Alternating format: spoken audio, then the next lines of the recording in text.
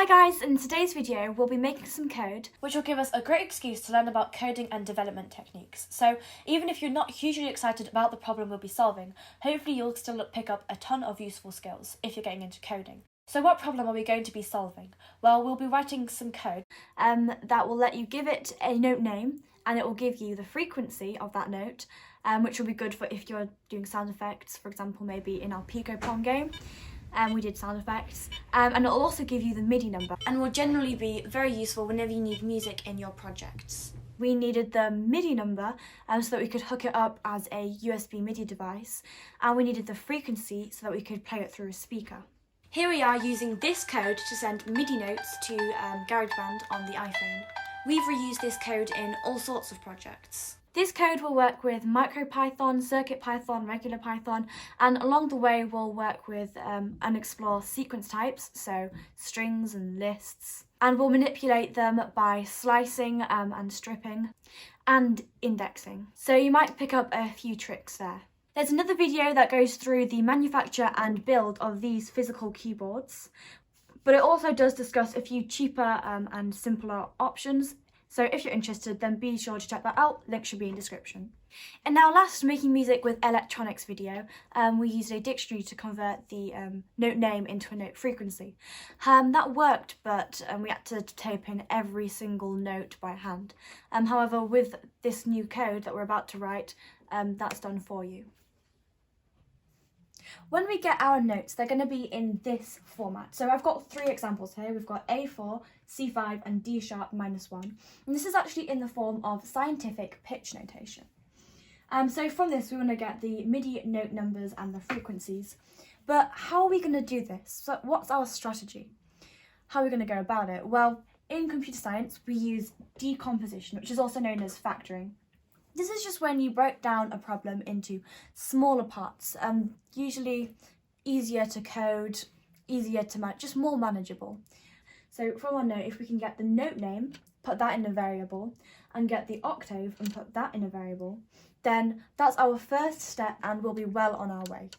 So I'm just going to create a function called note to MIDI, because that is what it's going to be doing in the future.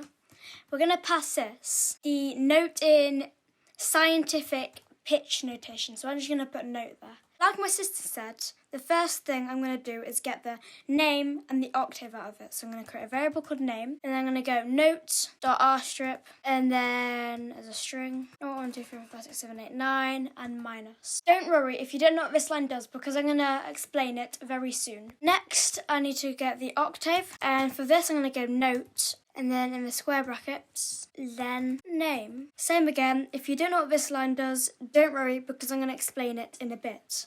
So now, just so I know it works, I need to print them. So I'm going to go print name, and afterwards I'll go name. So it should say name and then the note name.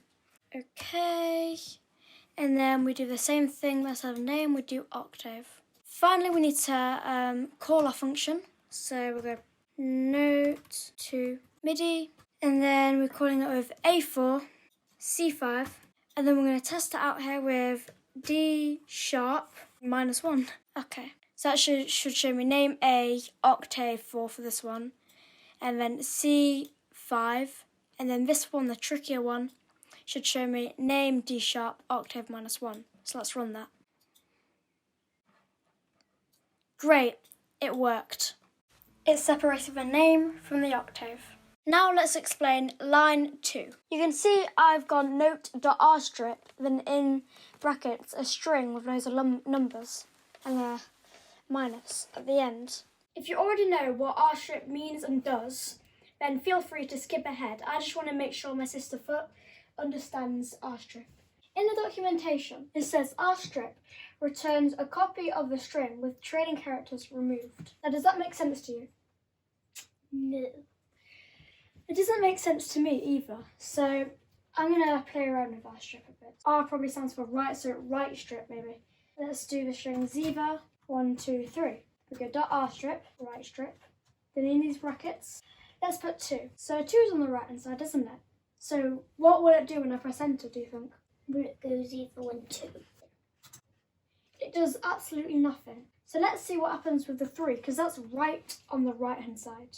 What do you think will happen? Neither 3. Okay.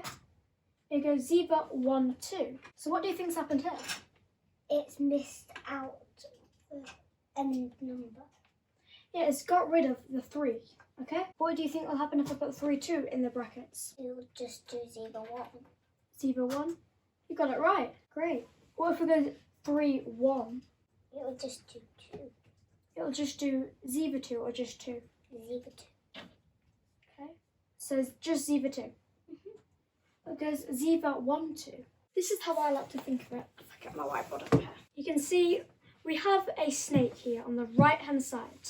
And in these brackets here is what it can eat. So in this example, it has 3, 2 and A.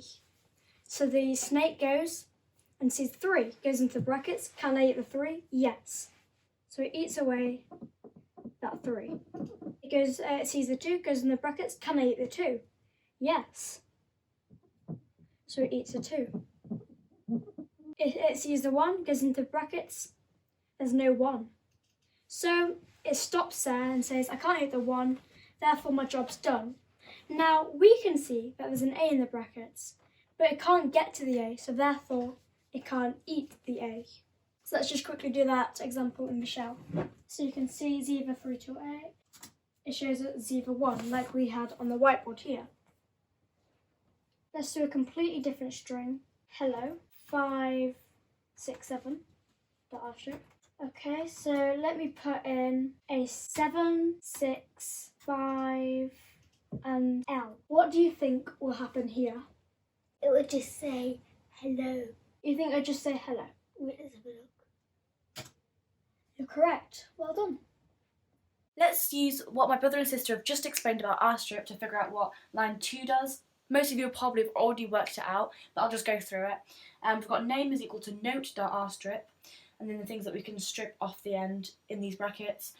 Note, I've just chosen one of the most interesting examples we had, which was D# -1. So the snake will go, can I eat the 1? Well, 1's in the brackets, so I can eat it. Can I eat this minus? Well, that's in the brackets just here. I can eat that. It'll get to the sharp. It's not in the brackets, so it will stop there. So name will then equal D#. And this is going to be a string.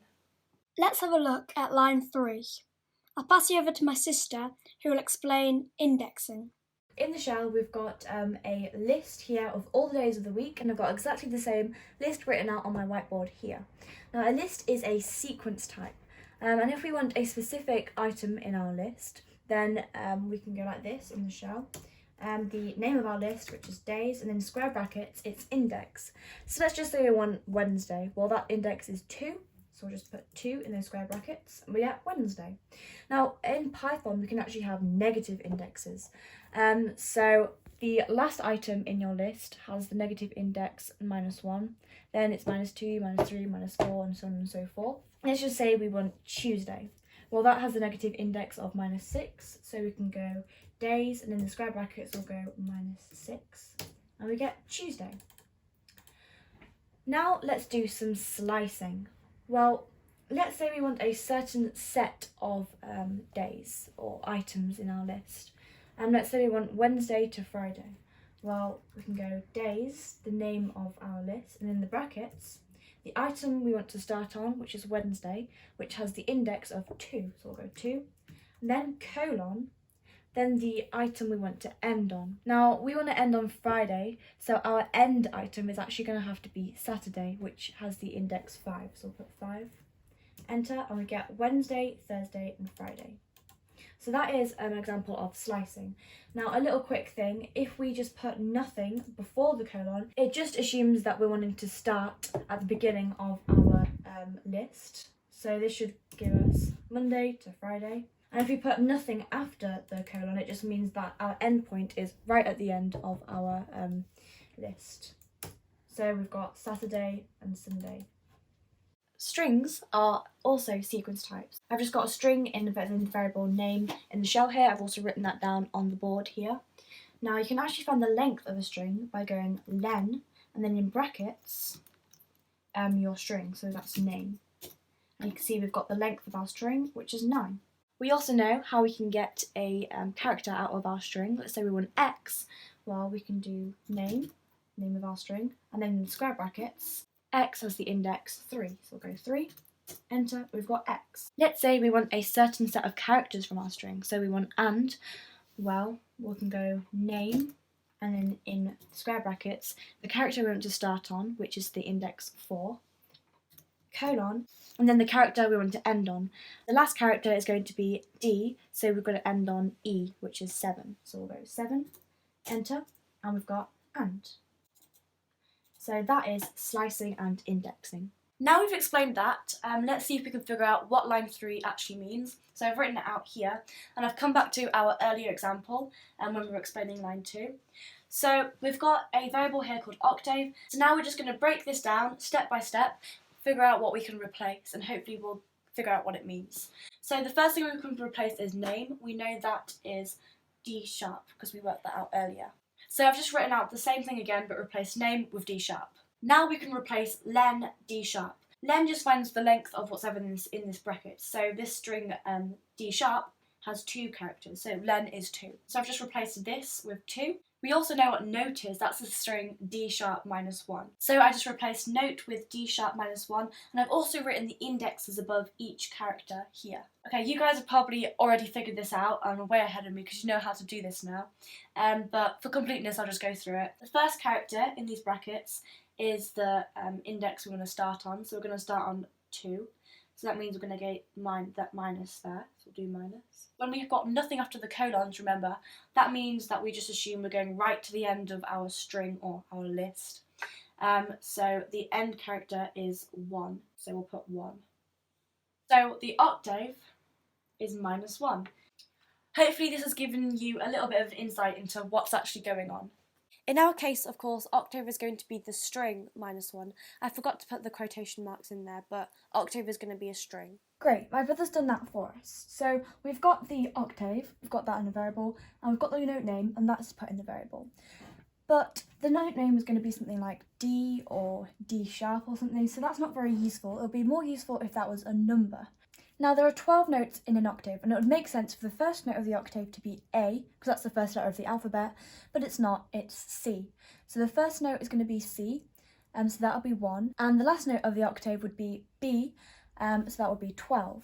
I'll go to my keyboard and show you what I mean. I'm at my keyboard, and this is an octave. This is another octave. There are 12 notes in an octave, 1 to 12. So this is octave 4, and the first note of octave 4 is a C. And this is actually a special note. C4 is actually middle C. Just a little fact there. Now we know what these white notes are called. We've got C, D, E, F, G, A, B. But these black notes, what are those names? Well, the name of a black note is the same as the note to the left of it, but just sharp. So this note would be C sharp. This note would be D sharp. What would this note be? Well, you guessed it, F sharp, G sharp and A sharp. Now, like I mentioned, we want to turn these note names into numbers. So the first note of an octave, which is going to be C, is going to be 1. The next note is going to be C sharp, which is going to be 2. Then D, which is 3. Then what's D sharp going to be? Well, you guessed it, 4, 5, 6, 7, 8, 9, 10, 11, 12. So if we can turn these note names into numbers, that would be a lot more useful. So that's our next step. Also, I know there's those of you who already know all this stuff, and also there'll be those of you who know that these notes can be called different things. You may have heard of flats and double sharps and more. For example, this F can also be called E sharp, but this isn't a music theory lesson. So my sister said we need to turn the note to a number. So I'm going to make a dictionary called note to num. And all a dictionary is just a list of keys and values. So my first note is going to be C, which is the key, and the value is 1. Next is C sharp, and the value 2. Next is D, and the value 3. I don't want to waste your time, so I'll get back to you when I've done them all. Okay, done. Now if I just copy this into REPL down below, if I just paste it in here, and then I go note to num, which is our dictionary name. And then let's say I want G sharp, which is 9. I put the string G sharp in. It works, great. So let me just do one more example. Let's go A sharp, which should be 11. Brilliant. We already had our octave as a number, and now we have our note as a number rather than just a note name. Now, what's our next step in decomposition when we're breaking down our problem? The next step is to convert our note name and octave into a Midi number. We looked up on the internet that Midi numbers go from 0 to 127. And now if you know about number bases, bits and bytes, or if you've seen our video on number bases, which I would recommend, then you'll probably understand why and the significance of the number 127. We also looked up that the note A4 has the Midi number 69. Now if we used our function, then we'd be able to find the octave of our note A4, and that would be 4. Octave 4, and we'd be able to turn our note name A into a number. And if you remember our dictionary, note to num, A was equal to the value 10. Now we just need to find some way that we can turn these two values into 69. What if we times the octave number by 12? Well, that means we'll be moving in steps of 12, and there are actually 12 notes in an octave, so we'll be moving up in octaves. So if octave number is 1, then we'll be moving up 1 octave. If the octave number is 2, we'll be moving up 2 octaves, and so on and so forth. So in our case, octave is 4. So we'll just do 4 times 12. Now we're in the correct octave, but now we need to know how far along that octave we are. And the note to num value will give us that. So if the note is C, then the note to num value is going to be 1, which means we're going to be 1 along our octave. And if it's A, it's going to be 10, so we're going to be 10 along that octave. Hit a snag here. If you remember, when we turn our notes to numbers, we go from 1, being C, to 12. Now, if we times our octave by 12, then we're already at C. And then we're going to, if we add on the note to num value for C, that is 1, so we're going to go too far. So instead of going from 1 to 12, it would be better if we went from 0 to 11. So when we're at C, we're just adding 0 because we're already where we want to be. Luckily, that's a real simple fix. This happens a lot in software development. Sometimes you realise your approach wasn't quite right, so you have to go back and just alter it. So now A is no longer 10, it's 9, so we'll change that. By multiplying the octave by 12, we've managed to get into the correct octave, but now we need to move along to the correct note. So to do that, we can just add on note to num. So in our case, note to num is 9, so we'll just add 9. So if we total this up, 4 times 12 is 48. Add 9 gives us 57. We don't want A4 to be 57, we want it to be 69, so it looks like we're out by 12. So, which is an octave. So it looks like we just add on 12. And I'll do the same down here. So if we add on 12, we get 69. And we're golden. So we'll turn this formula into Python code, and we've achieved our first goal. A quick note, Midi numbers only range from 0 to 127. However, for our purposes, we're going to be using these for frequencies, so they're going to be outside of this range. We're going to have negative numbers and numbers higher than 127. So just be aware, if you're wanting to send this to Midi, then make sure that you don't go outside of this range. So before I do anything, I need to turn this octave. Right now it's printing out a string, and we can't do calculations with a string. So I need to turn that into an integer, and that's pretty simple.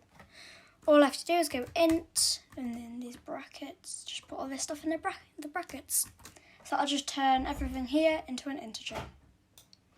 Okay, now it's time to do my calculations. So the equation is octave times 12 plus note to num plus 12. So I'll put this into a variable called Midi. Now all I have to do is this equation that my sister has done for me. So I go octave times 12 plus note to num. In these square brackets need to be name, because name is going to be A sharp, for example, and we need to go into our library and see the value of that. So A would be 9. Okay, and then finally we need to plus 12. Okay, and then I'm just going to return the MIDI. Oh.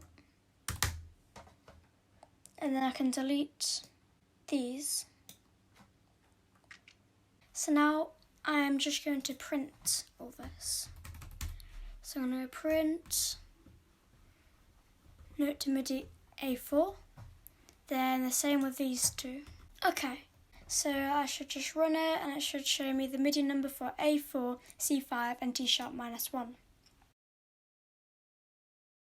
Let's very quickly check the results of our code. So on the right hand side here you can see I've put the results in the screen, and also I've got a table here of pictures of the notes, the note names and their MIDI keys on the right hand side next to them. So the first value we got was 69, which is A4, and if we check, A4 has the MIDI key 69 on our table, so we're right. Our next note was C5, so on the table, C5 has the MIDI key 72, so we're correct because that's what our code has shown. Finally, we've got D sharp -1, which has the MIDI key 3, and that is what our code has shown as well. So the code does work. What's our next and final step? Well, that is to get the MIDI number and return the frequency. There is actually a formula that will help us do this, so I'll pass you over to me a couple of months ago with my lockdown haircut to explain. There are 12 notes in an octave. I know that A4 has a frequency of 440. If you double the octave, it doubles the frequency, so A5 would have a frequency of 880. And A3 would have a frequency of 220. Knowing these two facts, all we need to do to find out the frequency of any note, knowing one note, is times the known note by 2, and then put that to the power of how far away the note that we're trying to find out is over 12. So for example, let's say we want to find out C5, which is here. And we know A4, which is here. A4 is 440, times that by 2, and then to the power of 1, 2, 3 over 12. 3 over 12 is the same as a quarter, so it would be 440 times 2 to the power of a quarter. Now let's work that out real quick. 440 times 2 to the power of 0.25, which is a quarter, equals 523.25. Now let's look that up at the frequencies we were using before. C5 is 523.25, which is what we got on our calculator. So now I'm going to make another function called Midi to frec.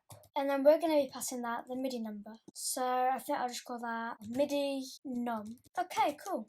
First things first, we need to find the difference between the MIDI number of the note that we're giving it and our known note. In our case, we're using A4, so that would be 69. So I'll just make a variable called distance, and that will be MIDI num, which is what we're passing it, take away 69.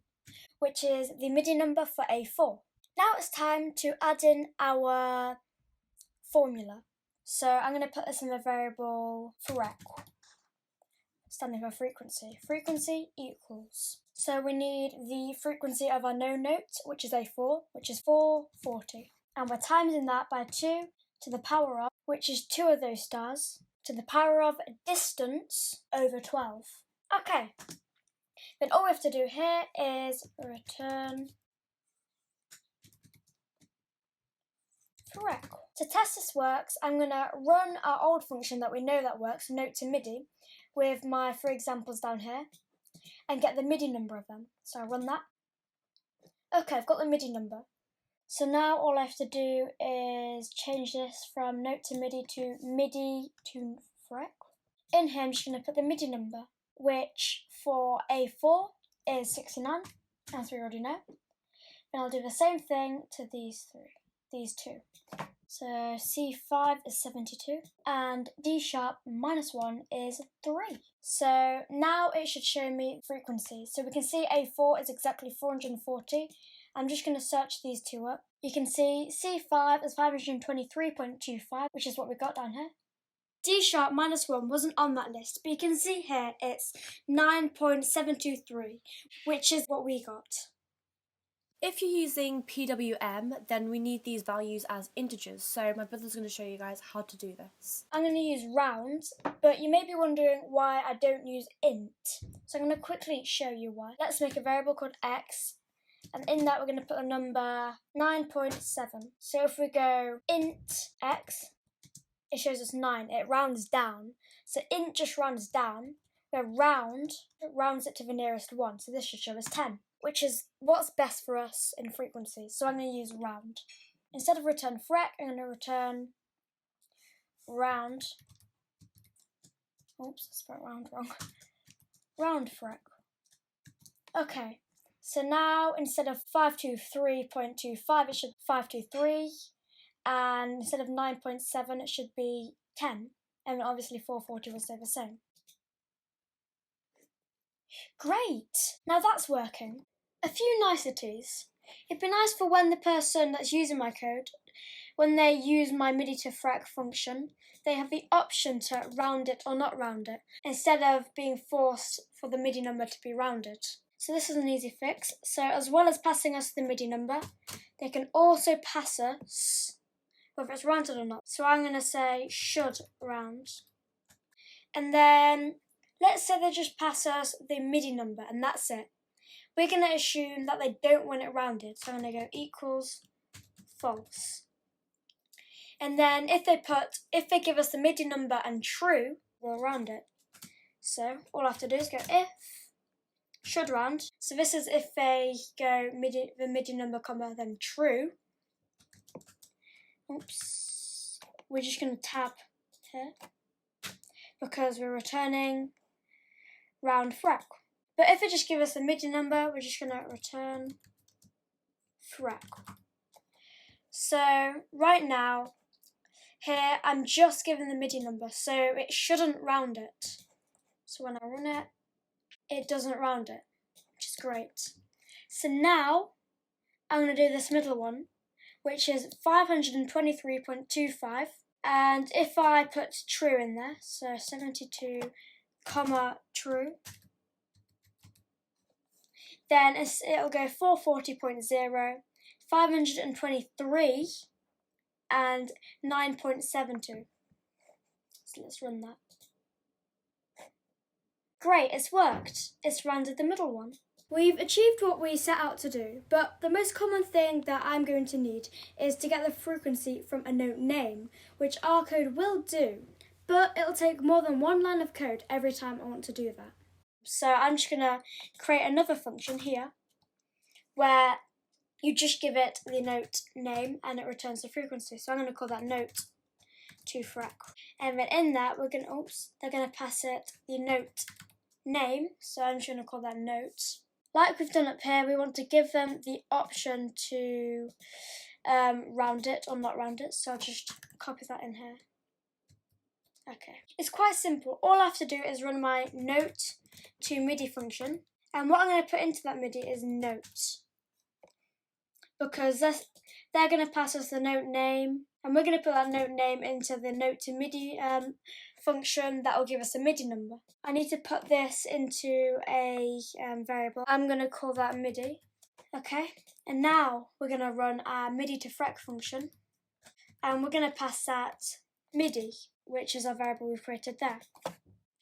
And we're also going to pass that should underscore round for the option of rounding it or not.